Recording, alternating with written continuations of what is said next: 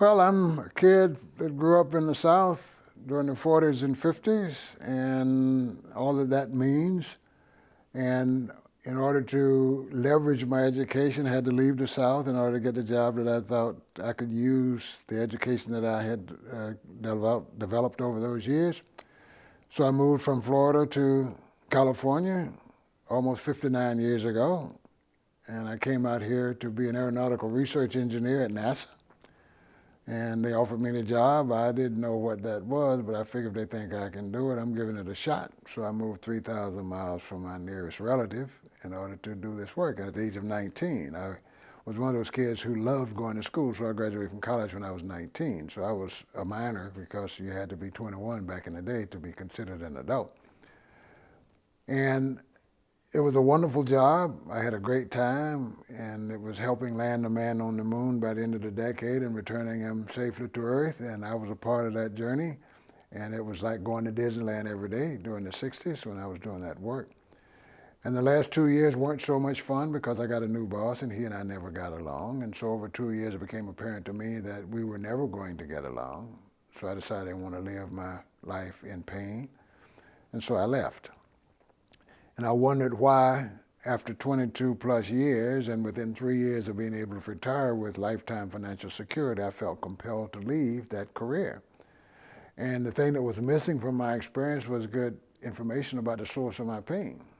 And I suffered pain daily at the hands of my job. And so that was the genesis of the development of the Job Person Environment Assessment, because I ran into two other guys who had had similar experiences with their former employers. And we decided that we could do better.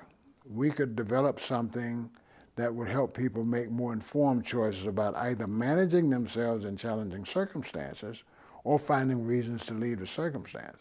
And that was particularly important to me because I felt guilty about feeling a need to leave that career because everybody thought I had the best job in the building. I was the chief financial officer at the time, and I was in charge of every penny of a $40 million budget.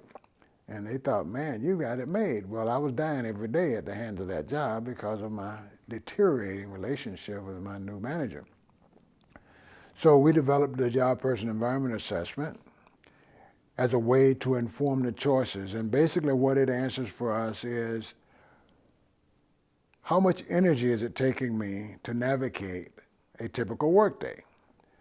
And so it's based on how we see the role we have to play, and who we are and what is the fit between us and that role we expected or required to play, and how much support do we get from the environment, that is the way things are done in the organization that would support us in meeting the challenges we face in doing the job. And so we finished the development of that in about 1986. And that was when I founded Human Productivity Systems. And I founded it as a consultancy that would focus on organization and leadership development. And the thing that made us special, and I think keeps us special, is we have very effective diagnostic tools. And the thing I enjoyed most about engineering was troubleshooting. And that is searching for cause, and that's all diagnosis is. What is happening in this place that prevent people from being at their best in their employer's service? And that's what the JPA answers. Where are the leaks in the tank? And so I use it in everything I do. In fact, I don't work without it because I'm a whole lot better with it than I am without it. Because what I can do with JPA results is focus and facilitate conversation. It doesn't give you answers, it doesn't tell you what you do, but it points to options for next steps.